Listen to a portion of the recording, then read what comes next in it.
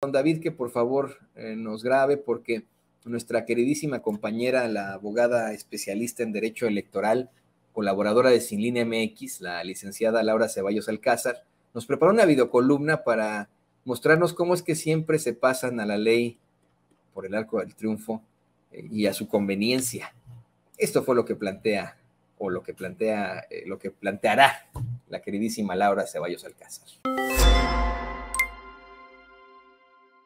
Hola, ¿qué tal amigos? Soy Laura Ceballos y esta es mi participación semanal para Sin Censura y se llama Las diferentes varas de medir. Durante estos 5 años de gobierno del presidente López Obrador se ha hecho una costumbre politizar asuntos jurídicos y judicializar asuntos políticos. Una mala costumbre, por cierto, ya que sin necesidad de complicar las cosas,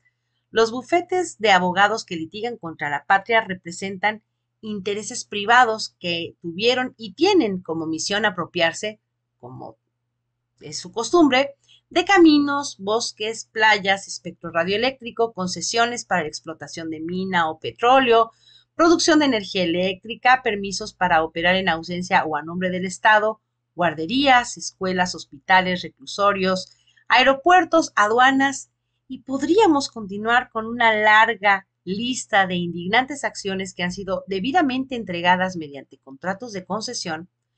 pero confirmadas a través de sentencias del Poder Judicial de la Federación y avaladas con el magnífico sello de la Suprema Corte de Justicia, cuando se han puesto a discusión los derechos de comunidades ejidales, niños, pueblos originarios, trabajadores o los derechos humanos en general, insistiendo en que hay que respetar la ley, pero tampoco aceptan críticas cuando se les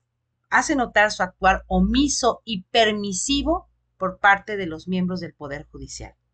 Muchos de esos despachos jurídicos están conformados por antiguos funcionarios en los distintos órdenes de gobierno, como diputados, senadores, gobernadores y, ¿por qué no?, ministros en retiro que, por cierto, siguen cobrando pensiones y obteniendo todos los beneficios que tienen los ministros en activo.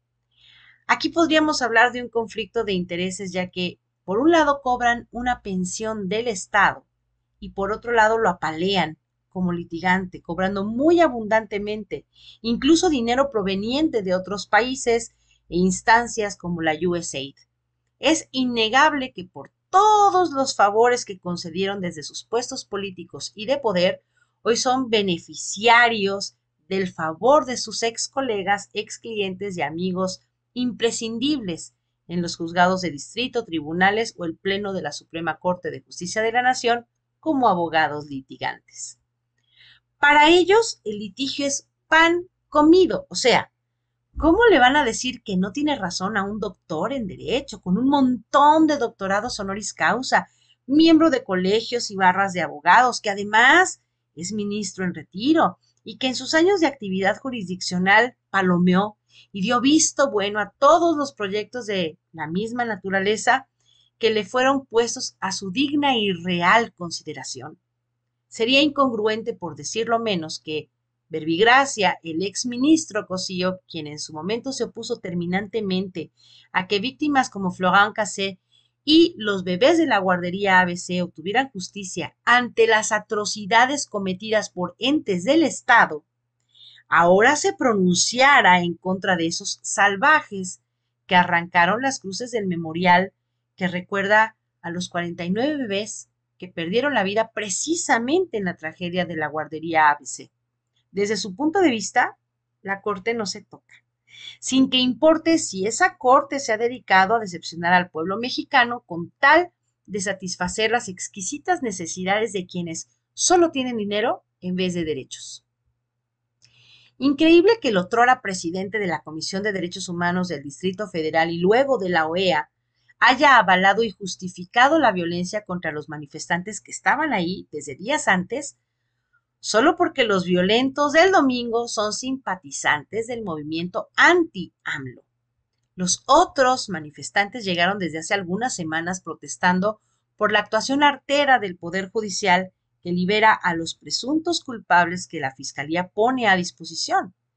o porque el Poder Judicial emite sentencias que ponen fin a la acción de congelamiento de cuentas ligadas a personas que pertenecen a delincuencia organizada de alcance internacional, o porque con las decisiones de solo 8 personas se revierte el trabajo encomendado por millones a los miembros del Poder Legislativo y que permitiría hacer avanzar el país en temas de seguridad nacional o soberanía energética o en temas electorales. ¿O qué tal por favorecer a los delincuentes de todo tipo con la única finalidad de que la ciudadanía siente que el presidente no está haciendo nada para mejorar la seguridad o disminuir la impunidad? El plantón colocó pancartas con fotos y nombres de víctimas que no ven la acción de la justicia en temas de violación de todo tipo de derechos y en protesta contra jueces coaligados, por ejemplo, con notarios despojadores. Y de todo esto, los medios de comunicación no tuvieron el más mínimo interés en acercarse a documentar esos quejores, porque fueron determinados como unas, y cito, pocas decenas de seguidores del presidente que, aleccionados en sus mañaneras esa suerte de conferencia de prensa, se apostaron frente a la corte porque son personas jubiladas que no tienen otra cosa mejor que ir a perder el día porque al fin tienen su pensión.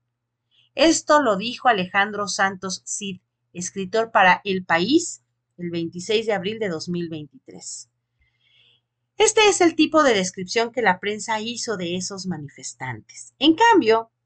los que marcharon en favor de la corte este domingo 28 sí son personas. O sea, tienen derechos y tienen cultura y tienen razones para defender a la ministra presidenta porque es mujer. Y defienden a la corte por todas las funciones que hacen y defienden a todos los miembros del Poder Judicial que llegaron además, los marchantes, con una prudencia enorme a retirar al plantón. Y que si arrancaron las cruces del memorial lo hicieron en legítima defensa a su derecho exclusivo de marchar para defender a la corte. Casi estoy segura de que la mayoría de esos que marcharon a favor de Norma Piña son empleados del Poder Judicial y sus familias que se sienten ofendidos directamente por haber sido exhibidos por sus propias acciones en cada ocasión que, respaldados por esta nueva presidenta del Consejo de la Judicatura, han actuado abiertamente en favor de intereses que van más allá de la impartición de justicia que deben dar. En este caso, la prensa no se ahogó con los epítetos o la descripción de actos violentos, pues no les dieron la orden, no les pagaron para ello. Únicamente la jornada relató el momento en el que un hombre estuvo a punto de golpear con su puño cerrado a un adulto mayor que defendía las lonas del plantón, que si no, ni de eso hubiera sido noticia. Esta persecución política que acusa la oposición les permite a las bancadas de oposición en el legislativo acudir al Poder Judicial para revertir las decisiones tomadas por la mayoría, pero no admiten que el Poder Ejecutivo y el Legislativo reviren las actuaciones de la Corte contra la soberanía y la democracia. Una Corte que no actúa, por cierto, respetando la Constitución al mantener sus privilegios extrasalariales por medio de amparos a cada miscelánea que se publica con el presupuesto de egresos del año fiscal. Por otro lado, la judicialización de las situaciones políticas ha dado pie a que se acuse de despojo y expropiación a simples concesionarios de contratos de uso y aprovechamiento de vías de comunicación,